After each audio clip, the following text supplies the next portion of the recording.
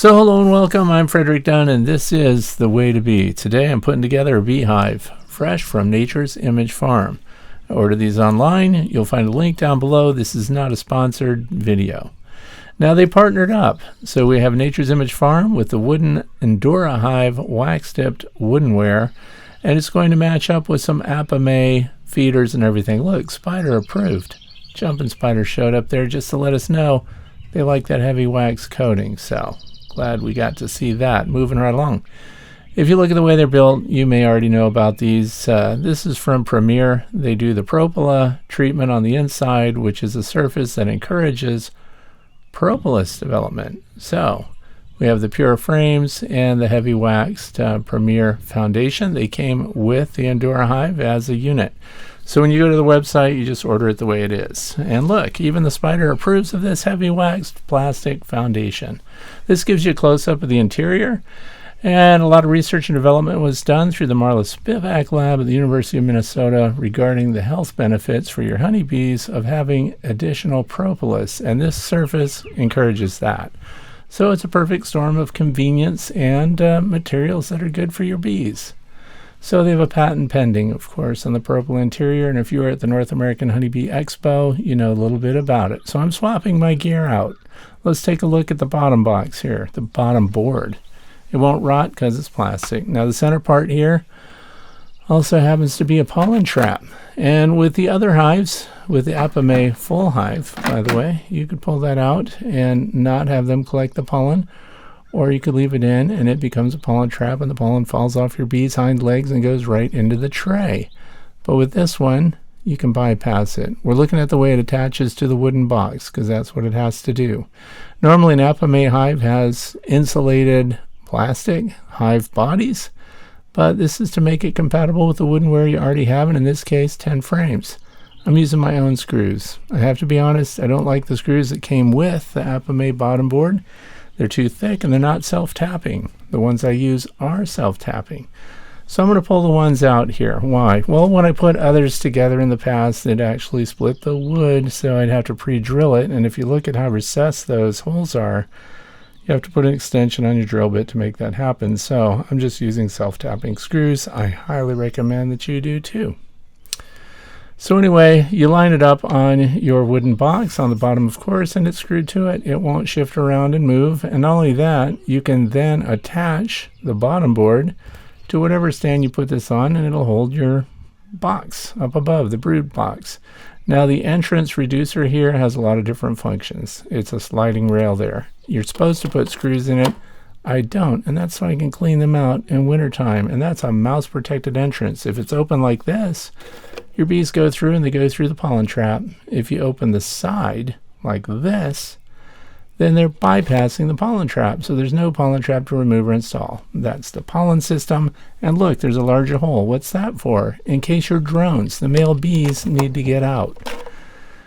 And because they can't go through the pollen trap. So there you go. Sliders, lots of control there. And I like the feeder system. This is compatible with your wooden boxes. So you can even buy the feeder system and the cover on its own. This is set up for liquid, and then there's a center bay that's for solids. And I'm going to need that because I'm going to feed a pollen patty to these bees. And that's right, I get a swarm while I'm doing this review of the hive, which means that we get to install bees, and I'm going to show you that in this video. So that's for feeding solids. Flip it over and it just becomes a placeholder that helps retain the heat there. So if you want to fill that with insulation material or something, you probably could, but there's an insulated cover. I'm also going to show you that.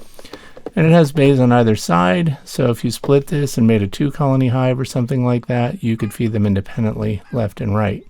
Now these little vent holes, they're there, and if you do this late in the year, your bees don't have time to seal them up, but I can tell you based on the last couple of years that my bees seal up all these holes. They don't want the venting through these feeders. Also, if you look at the cover, it's got these little louvers on the sides, front and back, and I'm going to close those off too, just because my bees, if they could get up there and do it themselves, they would seal it too. Look at that landing board. That thing flips up and you can close it and transport your bees. So this is it.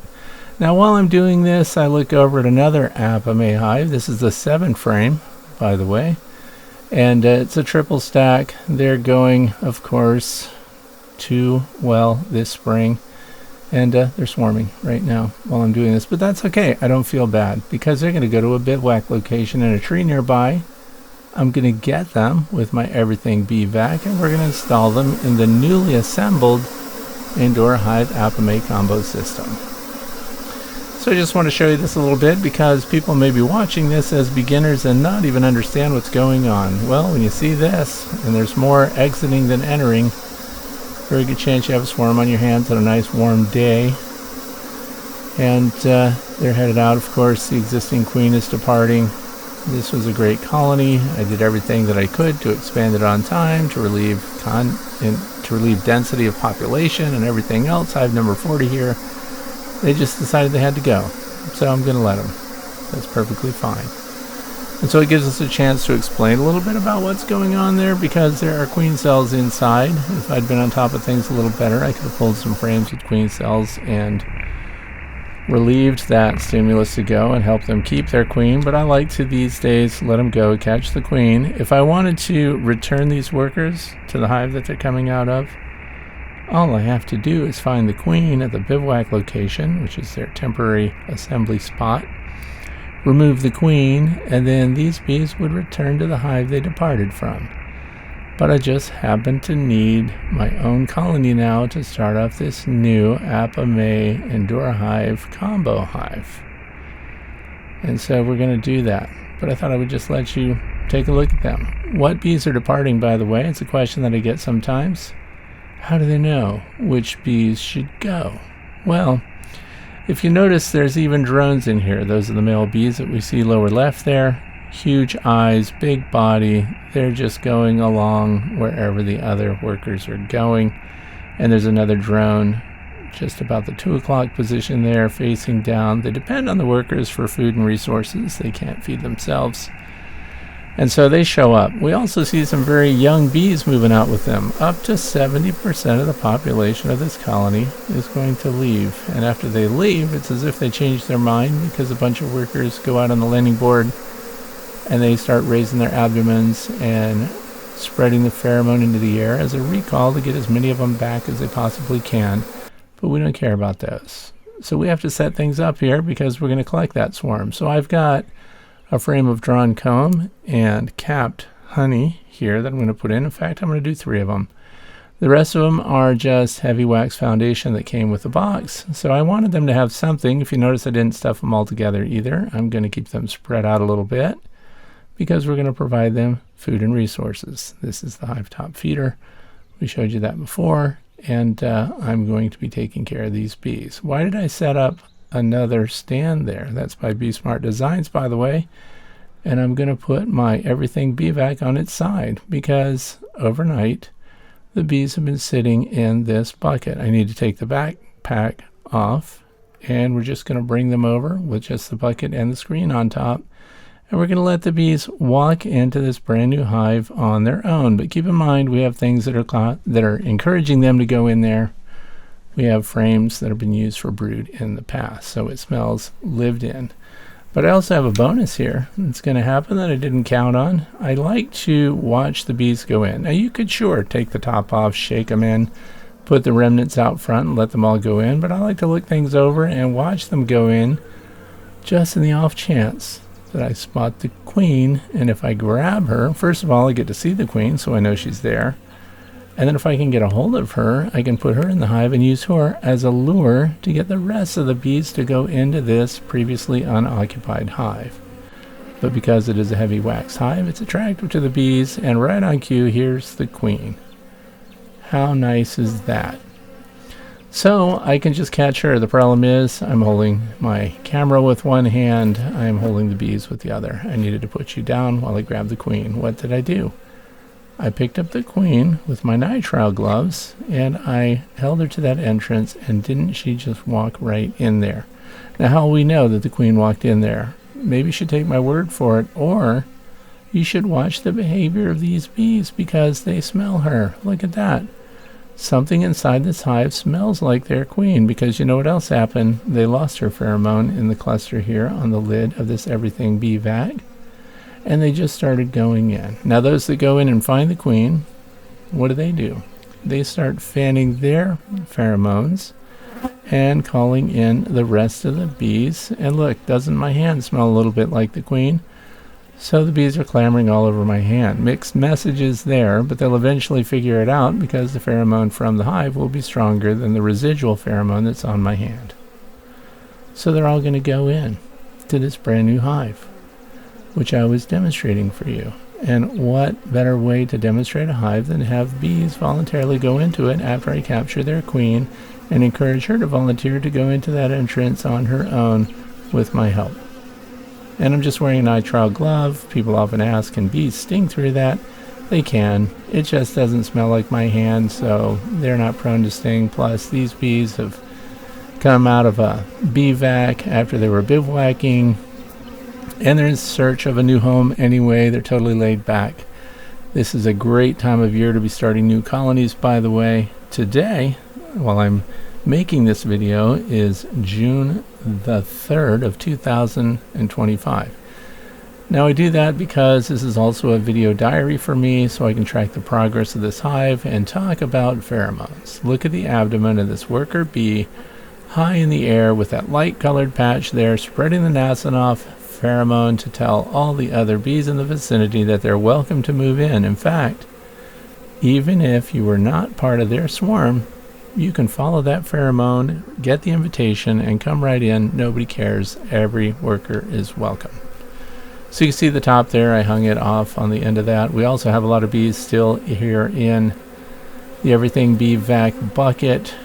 This is not a sponsored video again, so I'm just mentioning all the tools that I've used and the things that we're bringing together to make this entire process super smooth and easy. So look what else they did inside that vac bucket. They made beeswax. So I'll show you that a little bit later. And this just shows a close-up. The bees are all going in, and it's just fun to watch.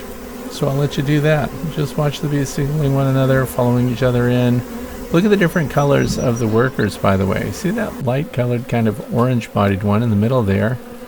People often see that and think, wow, they must be from different colonies and they're all blending together. Actually, no, because the workers can still be from the same queen and have multiple fathers. Because when a queen honeybee flies out on her virgin flight, she mates with several different drones and therefore mixes all of those genetics up. So there are full sister worker bees here, those that have the same drone and the same queen. They all have the same queen. And then they're half-sisters with those who, of course, have come from that same queen, but different drone fathers. So the genetics are pretty diverse here, and they just get along because they're social insects. They do things that benefit the collective rather than the individual. So, for example, every worker that we're looking at here could lay an egg. Did you know that? They have ovaries. They're just undersized, and they're not in production right now. What would cause them to go into production? Well, if something happened to their queen, if she disappeared, if they didn't have any eggs available, and they wouldn't in a brand new swarm like this. So let's say we made a mistake, smashed the queen later on, or she got injured somehow and disappeared. They have no eggs. They can't produce a replacement queen. So what these workers could do is activate their ovaries and lay eggs that are infertile. That means that they would lay eggs that would be drones only. So if we came back 23 days later, 24 days later, and did not see any new worker bees, they would be dwindling down to nothing, and they would be desperately trying to raise drones only. So we need to keep up with this colony. We need to see what they're doing. So in 1 week's time, I'm going to get back in here, we're going to pull a frame, and we're going to see if they have eggs and open larvae, and I'll bet you they will. Because first of all, they're not going anywhere. They look pretty relaxed, don't they? That's because, as far as they know, they chose to move into this hive. They didn't see me grab the queen and stick her at the entrance and have her walk in there and then use her pheromones to lure the rest of them in. They just think this is the place to be. And it is. So if you haven't figured it out, by the way, this is slow motion. It's about 20% normal speed, and look what's going on. The bees are finally getting the message. The slowpokes that are in the bucket here are getting active and realizing that the rest of them have moved on. Now, if you find out that they kind of divide on their own, and you end up with a clump of bees stuck in your bucket or your box or your butterfly net or however you collected the swarm, and they get stubborn and just won't go in. There's a good chance you have a second queen and you need to find her. But as it turned out, there's just the one queen and they all went in, and look at the beeswax they built on there. I'm going to leave that in there because I think that's a good encouraging thing to have if you're going to vacuum up other bees in another swarm at another time. And I'm going to boost their resources. Why? Because we have cold weather and rain coming. Wouldn't you know it? What a terrible year. So high performance patty with 15% pollen, Hive Alive. So this has Hive Alive in it. These are made by, they contracted Global Patties to make these, but they come from Hive Alive. We're going to put them in there, and I'm going to see if that doesn't help boost things for them. Look what's going on May 31st. 48 degrees. That's terrible. So remember, we have a tiny swarm here that we put in. They don't have a lot of extra workers to send out to forage for the protein they need for brooding up, so we're going to provide it for them. We're going to put it right in the hive because we have this really cool Apimaye hive top feeder. So we're going to pull that centerpiece out. I have several of those reservoirs, by the way. That way I can have it all prepped and ready to go, and we can pull out an old one and clean it if we want to. So I highly recommend getting more than one. And if you notice, we're looking at this. They don't just fly out at us because they can't. It's all closed up, and the fact that it's translucent means we can look in and see what's going on. Put the fondant patty in there, close it up now, inverted, so it has a nice little hot box there for them to come up into. They can access all sides of the pollen patty, and we can look in on them and see what the progress is without opening the hive and disturbing them. Therefore, no smoking or anything else. So May 31st, Saturday, 44 degrees Fahrenheit. Isn't that great? And it rained. So I was thinking about the top. I don't want passive air venting off, so I'm using Reflectex. Put that on top of the feeders, close off all the vents for the bees, and create a barrier that also reflects heat back and will give them a better start. If they're spending all of their energy staying warm and the air is just passively going through the hive and out the top, it's very hard on these bees. Now, look at today, right now, 77 degrees Fahrenheit. That's fantastic, and it's warm and sunny, and the bees are doing great. So I've given them a number 38, because they're here to stay. And I hope you were able to look at the different features of this hive and realize that these are fun to have. They're very functional. They're designed around the beekeeper and the bees. If you notice, I did not put a screw in the front of that entrance reducer, so when winter comes, I can just pop it up, clean out dead bees, and put it right back in. This is what that Reflectex looks like after it gets smushed down by the top. Works fantastic, highly recommended.